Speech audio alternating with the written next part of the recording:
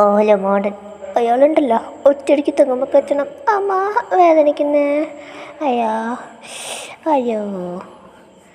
കവിളിൽ ചുവന്നു കിടക്കുന്ന പാടിൽ ഐസ് വെച്ച് കൊടുക്കുന്ന പാറുവിനെ നോക്കി മൂങ്ങിക്കൊണ്ട് ജാൻവി പറഞ്ഞതും പാറു ദയനീയമായി അവളെ നോക്കിക്കൊണ്ട് ഒരു ഐസ് ക്യൂബ് അവളുടെ കവിളിൽ ചേർത്ത് വെച്ചു. എന്തു പറഞ്ഞിട്ടടിയെന്ന് തല്ലിരുന്ന് വാങ്ങിയതിൻ്റെ മണിക്കുട്ടി? ഇടയ്ക്ക് പാറു ചോദിച്ചതും സങ്കടം സഹിക്കാൻ വയ്യാതിരുന്ന് മൂങ്ങുന്ന മണിക്കുട്ടി ഒരു നിമിഷം സ്റ്റക്കായി. അടുത്ത നിമിഷം തന്നെ കരച്ചിൽ പുനരാരംഭിച്ചു. ഞാനൊന്നും ചെയ്തില്ലടി, ഞാൻ വന്നപ്പോൾ ഇവിടെ ആരുമില്ലായിരുന്നു. അപ്പം ആ കാലമാടൻ പറഞ്ഞു തീരും മുന്നേ പാറു അവളെ കണ്ണുരുട്ടി നോക്കി. സോറി, ആ നന്ദൻ കാലമാടൻ ടി വി കണ്ടത് നോക്കുമ്പോൾ കീർത്തിചക്രം വെറുതെ ഒരു കമ്പനിക്ക് കയറിയിരുന്നതാ. ടി വിയിലെ മുകിലേ മുകിലേ പാട്ടങ്ങ് പ്ലേ ആയപ്പം എനിക്ക് ഓർമ്മ വന്നത് അങ്ങനത്തെ പഴയ കാമുകിയില്ലേ മുകിൽ, ലവളയാ. എന്നിട്ട് കണ്ണ് തള്ളി പാറു ചോദിച്ചു പോയി. ഒരു കയ്യബദ്ധം ചോദിച്ചു പോയി. എന്ത്? മുകിലെന്തിനാ തേച്ചതെന്ന് പിന്നെ ഒന്നും ഓർമ്മയില്ല. ആകെ തീയും പോകുകയും വേദന സഹിക്കാൻ കഴിയാതെ കരഞ്ഞെൻ്റെ വായിലേക്ക് ഇത് കുത്തിക്കയറ്റിയിട്ടാ ദുഷ്ടം പോയത്. കാലമടത്തെണ്ടി പട്ടി. അയാളൊന്നും മനുഷ്യനല്ല, അസുരനാ. വേദന കൊണ്ട് സ്വർഗവും നരകവും ഒരുമിച്ച് കണ്ടു കാലൻ. ധാവനിശീല പൊക്കി പിടിച്ചുകൊണ്ട് മണിക്കുട്ടി പറയുന്നത് കേട്ട് പാറു വാ തുറന്നിരുന്നു പോയി. മെല്ലെ അവളെ പിടിച്ചൊന്ന് കുലുക്കി. നീ ജീവനോടുണ്ടല്ലോ അല്ലേ? ഇല്ലടി, ചത്തു. നിന്റെ ചേട്ടൻ എന്നെ കൊന്നു. എന്നാലും എന്തടിയായിരുന്നു കാലമാടൻ. മുഖമൊന്ന് ചുളിച്ചുകൊണ്ട് മണിക്കുട്ടി പറഞ്ഞതും പാറുവിന് ചിരിയും വരുന്നുണ്ടായിരുന്നു. വെറുതെ അവളുടെ കയ്യിൽ നിന്ന് വാങ്ങേണ്ട എന്ന് വെച്ച് മാത്രം അടക്കി നിർത്തി. നീ ചോദിച്ച ചോദ്യത്തിന് മിനിമം നിന്റെ ഫോട്ടോ വീട്ടിലെ ബത്തി കിടന്നേനെ.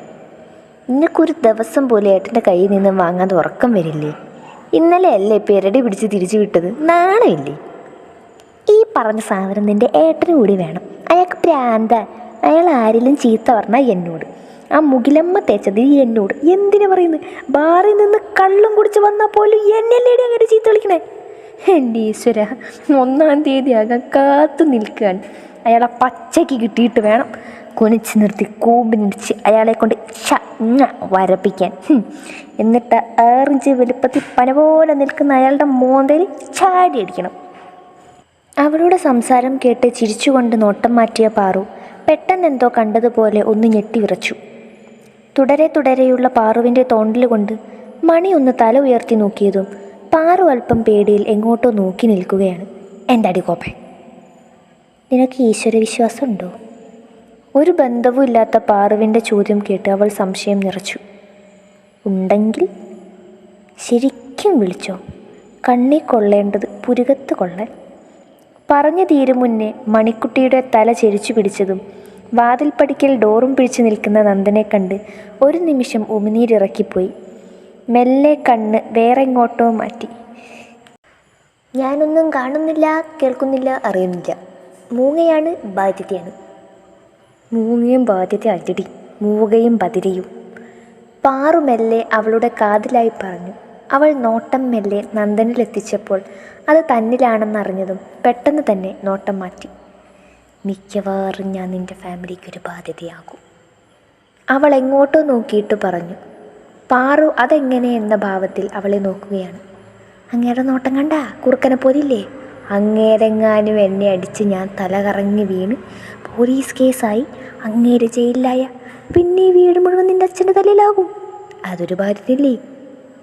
ഒരു എസ്സേ പോലെ അവളുടെ ചെവിയിൽ മുറുമുറുത്തുകൊണ്ട് മണി പറഞ്ഞതും പാറു ദയനീയമായി അവളെ നോക്കി.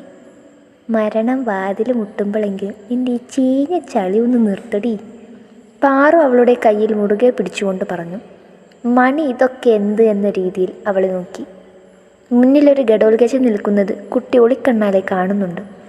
നേരിട്ട് നോക്കാൻ പേടിയായിട്ടാ. ആ തുമ്പിക്കൈ ഒരു വട്ടം കൂടി വീശിയാൽ പിന്നെ ജീവിച്ചിരുന്നിട്ട് കാര്യമില്ല. തലയണയ്ക്ക് എന്തിനാ പിന്നിയ കവർ? അവൾ വേഗം മുഖത്തൽപ്പം ഗൗരവം ഫിറ്റ് ചെയ്തു. കണ്ണിലൽപ്പം കണ്ണുനീരും. ആവശ്യമില്ലാതെ നിറയെ കണ്ണുനീര് തന്ന ദൈവത്തോട് നന്ദി പറഞ്ഞുകൊണ്ട് അവൾ വേഗം ഡോറിൻ്റെ അടുത്തേക്ക് നടന്നു. Manikutty, rest in peace. പിന്നിൽ നിന്നും പാറു വിളിച്ചു പറയുന്നുണ്ടായിരുന്നു. കേട്ടുനിന്ന ഗഡോൽഗജനും നന്ദനും മണിക്കുട്ടിയും ഒരുപോലെ അവളെ നോക്കി. അല്ല, സാധാരണ മരിച്ചു കഴിഞ്ഞിട്ടല്ലേ പറയുന്നത്, മരിച്ചവർ കേൾക്കുമെന്നറിയില്ലല്ലോ, അപ്പോൾ ആരും തന്നെ അങ്ങ് പറയാം എന്ന് വെച്ച് അവൾ തല ചൊറിഞ്ഞുകൊണ്ട് പറഞ്ഞു. പാറ്റി. നല്ല ഫ്ലോയിൽ പോയ അഭിനയം മുടക്കിയതിൻ്റെ ദേഷ്യത്തിൽ മണി വിളിച്ചുപോയി. എങ്കിലും ഗൗരവം കൈവിടരുത്, അല്ലെങ്കിൽ ഈ മോന്തിന് സ്റ്റിക്കറാകും.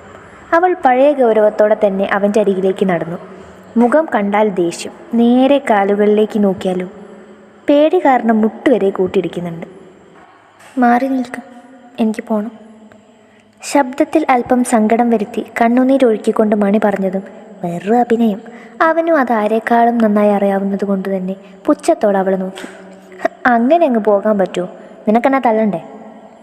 അതിനവൾ നന്നായി ഒന്ന് പുച്ഛിച്ചു. പറയടി, അടിക്കണേടി നിനക്കെന്നെ. അവൻ അലറുകയായിരുന്നു. പാറു പിന്നെ ഒന്നും നോക്കിയില്ല. ബെഡിലങ്ങ് നിവർന്നു കിടന്ന് പുതപ്പ് തലവഴി മൂടി. കൊലപാതകത്തിന് സാക്ഷി പറയാൻ കോടതി മുറിയിൽ ജീവിതം കഴിക്കാൻ കുട്ടിക്ക് താല്പര്യമില്ല. എനിക്ക് പോണം, നന്ദേട്ടൻ മുന്നിൽ നിന്ന് മറിക്കേ. വിനയം അങ്ങ് വാരി എറിഞ്ഞുകൊണ്ട് അവൾ പറഞ്ഞു. അയ്യ, എന്താ അഭിനയം? എന്താടി, എവിടെ പോയി ഇതുവരെ പ്രസംഗിച്ചിരുന്നെന്നെ നാക്ക്? ഇതേ ഇവിടെ ഉണ്ടല്ലോ. നാവ് പുറമേ കാണിച്ചുകൊണ്ട് മണിക്കുട്ടി പറഞ്ഞതും പുതപ്പിനടിയിൽ കിടന്നുരുത്തി തലയ്ക്ക് കൈ കൊടുത്തു. നിന്നോടൊന്നും പറഞ്ഞിട്ട് കാര്യമില്ല.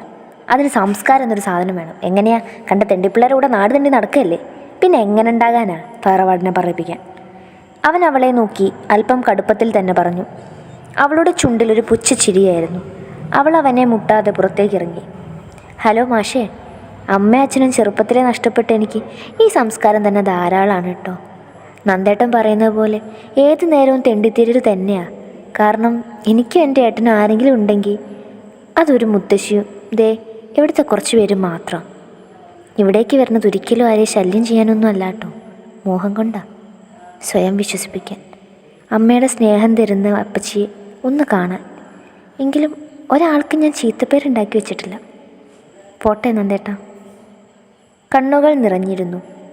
അവൾ വേറൊന്നും പറയാതെ ചിരിയോടെ ഇരു സൈഡിലുമായി മെടഞ്ഞു കെട്ടിയ മുടിയിൽ പിടിച്ച് കറക്കിക്കൊണ്ടു പോകുന്നത് അവൻ നിസ്സംഗതയോടെ നോക്കി നിന്നു. പാറു ബെഡിൽ നിന്നും എഴുന്നേറ്റ് വന്നിരുന്നു. അവളുടെ മുഖത്ത് അല്പം സങ്കടം നിഴലിച്ചു. ഏട്ടൻ എന്ന് പറഞ്ഞത് അല്പം കൂടിപ്പോയി. ഏട്ടൻ കാര്യമായിട്ടാണ് പറഞ്ഞത് എന്നെനിക്കറിയില്ല. പക്ഷേ ആ പാവത്തിന് ഒരുപാട് സങ്കടമായി കാണും. അവളത് മാത്രം പറഞ്ഞുകൊണ്ട് അവിടെ നിന്ന് പോയതും നന്ദൻ പറഞ്ഞ കാര്യമോർത്ത് യാതൊരു ഭാവവ്യത്യാസവും കൂടാതെ മുകളിലേക്ക് കയറിപ്പോകാൻ നിന്നതും അവൻ്റെ പുറത്തൊരടി വീണതും ഒരുമിച്ചായിരുന്നു.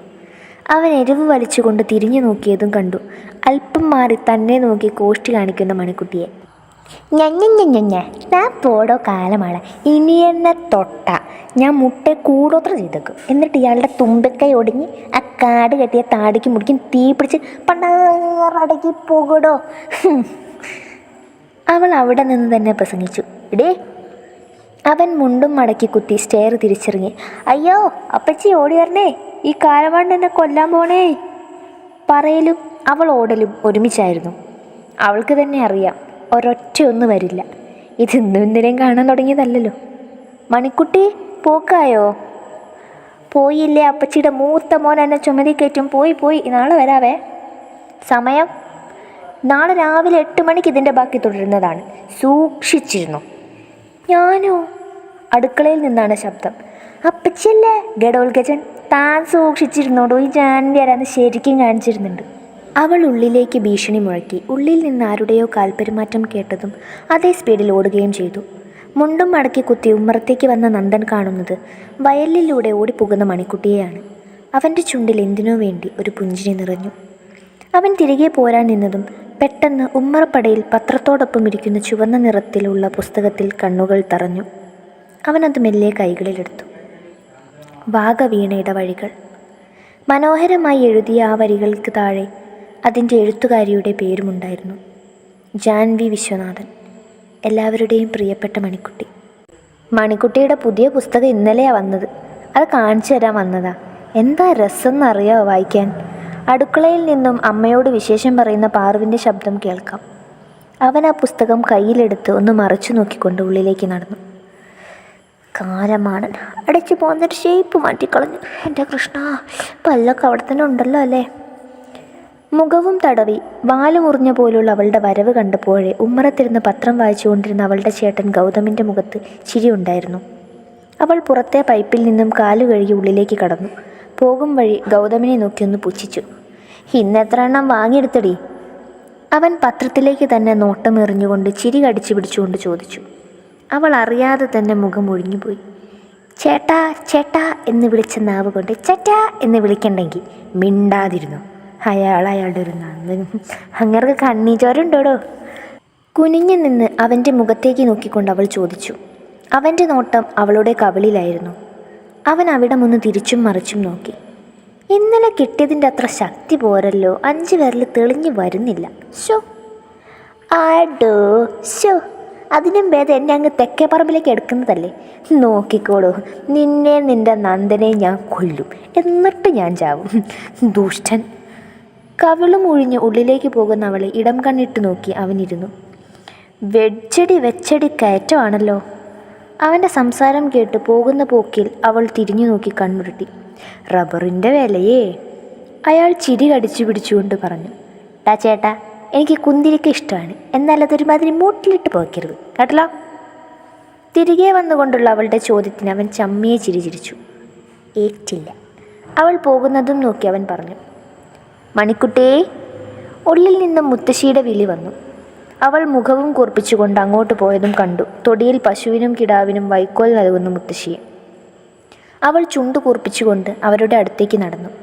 ധാവണശീല അരയിൽ തിരുകിക്കൊണ്ട് അവൾ അവരുടെ കയ്യിൽ നിന്നും വൈക്കോൽ വാങ്ങി പൈക്ക് ഇട്ടു കൊടുത്തു. എന്താ എൻ്റെ കുട്ടിയുടെ മുഖത്തിനൊരു കയറ്റം?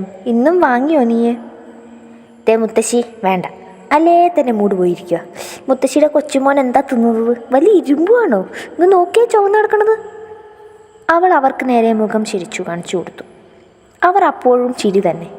ചിരിച്ചോ, എന്നെങ്കിലും അങ്ങേരുടെ മൂക്കിലിട്ട് ഇതുപോലെ ഒന്ന് ഞാൻ കൊടുക്കും. എന്നിട്ട് മുകിലേ എന്നും പാടി അങ്ങയുടെ മുന്നിലൂടെ അങ്ങോട്ടും ഇങ്ങോട്ടും നടക്കും.